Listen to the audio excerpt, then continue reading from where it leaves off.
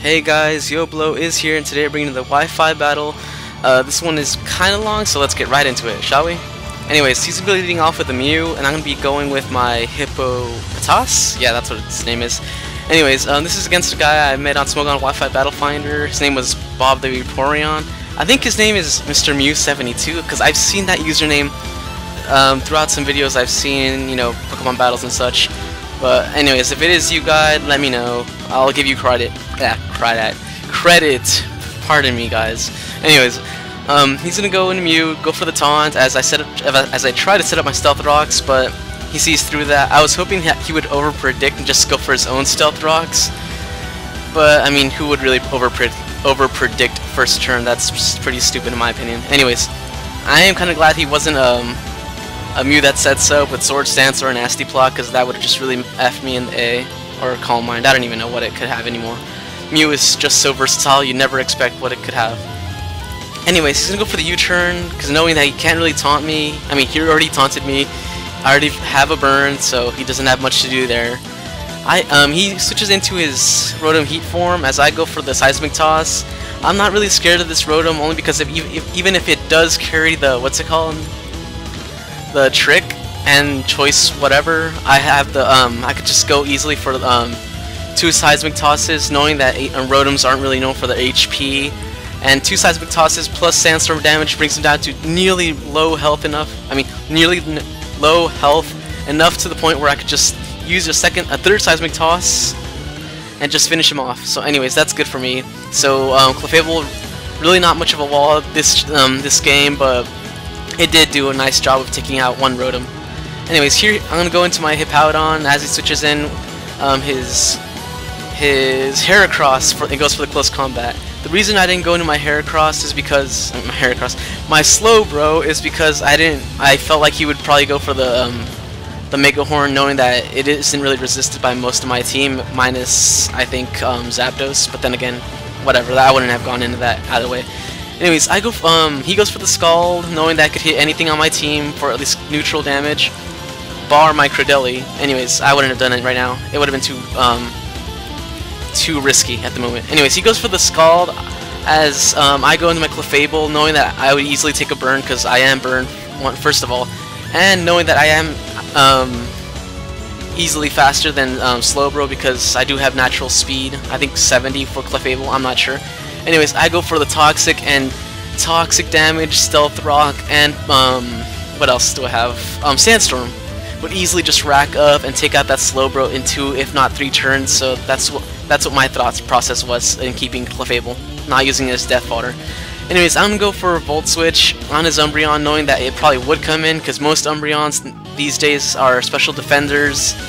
And I hate Umbreons with a passion, guys. I think I've said it in the past, I don't know, 7 videos.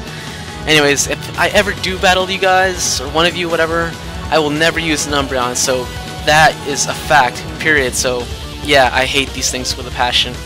Anyways, I go for the, I guess, obvious play, go for Mega Horn, as he switches into his, Hitmontop. I'm not really too worried about this Hitmontop, because Hitmontops don't have, reliable recovery other than Rest, but then again, Rest is just pretty stupid, especially going against the Sandstorm team. So here he goes for the close combat. I didn't go into my Slowbro because in case he did carry the Toxic. I think he just did. I didn't even see right now, but I'm pretty sure he had the Toxic. Anyways, he goes for the Rapid Spin as I go for the Earthquake. I go for the Earthquake only because I want to chip this thing, as much damage as possible from Hitmontop, even if it does carry the leftovers. I mean, not leftovers. Well, yeah, it does have leftovers, but I'm more scared of Intimidate than leftovers, is what I'm saying. Anyways, I go for the Stealth Rock on his switch out. I honestly wanted to stall out with Stealth Rocks, knowing that he is faster. Even if he does get the Stealth Rocks off, he is gonna be bound to kill me off, and I would carry my Stealth Rocks. I don't really care for Hippopotas, so I could easily just use it as death fodder. Anyways, he sees that, goes into his Slowbro as he goes for the Scald.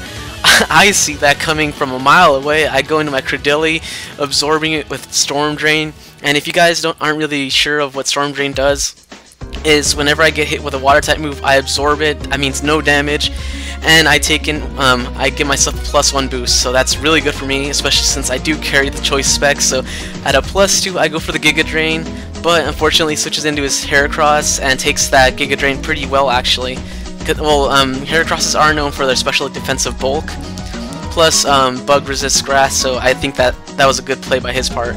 Anyways, he goes for the close combat. I switch into my Hippopotas, not really wanting to over-predict for anything. I just let it die off, you know, it's death fodder. I don't really need Hippopotas because I've already got my rocks up and it's already set up the Sandstorm. Anyways, he's gonna switch out, go into his Umbreon once again as I go for the Volt Switch. I can't really Volt Switch too much, only because Stealth Rocks are up on his, on my side of the field. So, you know, switching out would just be a hassle on my Zapdos, especially since Zapdos, if placed right, could actually sweep his whole team. Anyways, I go into my Rhyperior, knowing that Umbreon can't do anything to it, so I go for the safe Earthquake and take out Umbreon, so that's really looking good for me. I've paved the road for Zapdos to come in, so at any time if he decides to take out one of my guys, I can just bring in Zapdos and just start spamming with Thunderbolts, so that's really good for me. Anyways, he goes for the second most obvious play of the match. He goes for the Scald once more. I go into my Credillion, absorbing the Scald. I don't know what his mind process was. If it happened one time, what makes you think I won't do it again? I don't know what he was thinking. Anyways, I go for the Giga Drain once more, finish off his Hippopotas,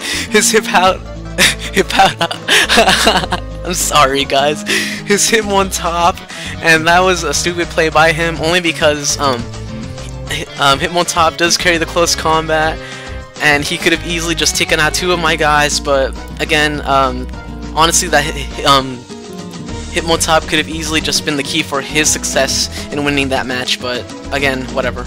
Anyways, here he's gonna switch out to, I guess Mew again, knowing that Mew kind of walls whatever I have on my team, because Mews are naturally bulky. Well, not naturally bulky, but they could be ultra-bulky, I don't know. Anyways, the point is Mew is at a good enough health where he could just absorb anything. Me knowing that, and me knowing that I really shouldn't play mind games, I'm gonna go for the Scald, just chipping down Mew's health, knowing that he probably doesn't have Roost, and if he does have Roost, he probably won't go for it because he doesn't really see Slowbro as a threat. I mean, if you had a Mew, I doubt you would see Slowbro as a threat. Anyways, here he's gonna go for the U-turn. He's gonna switch out and whatever. I don't really care. I'm just gonna Scald spam Scald in his face all day, every day, because Sandstorm, Stealth Rocks, Toxic, whatever he brings out, you know, is just gonna keep on racking up. So that's the key to winning this match, and that is the key to my victory. And oddly enough, he runs away, and I don't blame him because that was the main point. I was slowly but surely winning the match. Anyways, it was a good game. Bob the Vaporeon on Smogon, whatever. Anyways, if you do have a YouTube channel, look me up. I'll easily credit you.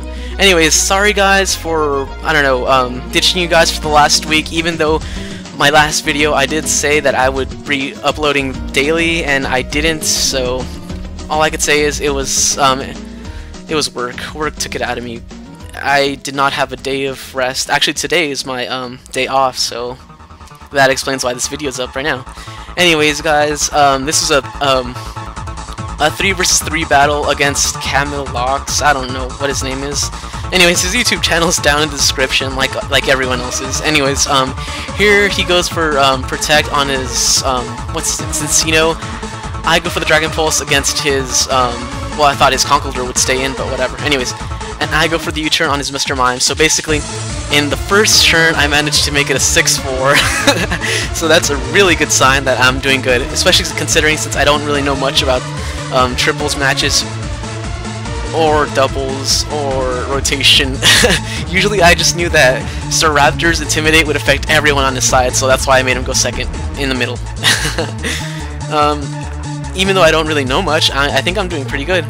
Anyways, here his strategy here was use After You to Conkeldurr, so that way Conkeldurr could just use Rock Slide and just, I guess, flinch all my Pokemon, which is really, really irritating, because I had no idea Conkeldurr could be so irritating. I mean, I knew it was powerful, but not so... Oh, it's being a penis, if anything, guys. This thing, I hated it. I hated it with a passion. That's why I left in my 3 bulkiest guys, knowing that they could probably just, you know, wall if anything. Anyways, I go for the light screen with my Latias, and I do that for 2 reasons. One, because it's always nice to, you know, play it safe at times, and 2, because I knew that his Hydreigon would probably carry Dark Pulse just to keep on flinching, which is, I want to say pathetic, but at the same time it's a really good strategy, because this is triples, by the way, guys. You can't blame him after all. Anyways, he goes for the after you again. Rock Slide's coming up, but then again, honestly, my Dusclops took that, what's it called? That Dark Pulse by, it took it really well, actually. I'm surprised Dusknoir is this bulky. And I do get a crit with Dragon Pulse. It did matter. I don't care if you hate me for that, Camelox, whatever. I take pride in that crit. Yeah, actually, you deserve that crit, if anything. Those flinches are pissing me off. Grr.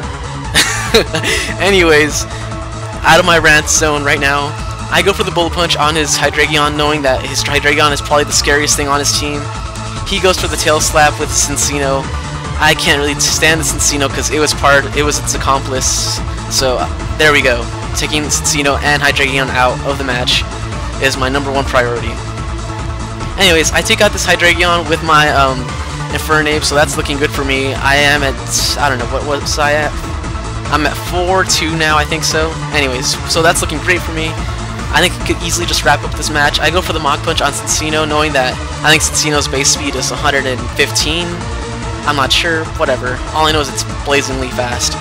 As I go for the Bullet Punch on his Lopunny. Lopunny can't really do much, especially to the set of 3. As he goes for the Jump Kick, gets a crit. That was funny. Even funnier, though, is I get a burn right after. So, in your face, Lopunny. I hate you. Anyways, guys, thanks for watching, if anything. I'm sorry I wasn't able to upload weekly like I said before, but as I stated, work took it so much out of me, like a buttload, guys. So again, you guys, thanks for subscribing. If anything, you guys really, your support is amazing. So like this video if you like it, comment if you comment, love, tolerate, you know, all that. Don't feed those parasprites, guys. Do not feed those parasprites. They can be dangerous. Anyways, guys, thanks for watching, and laters.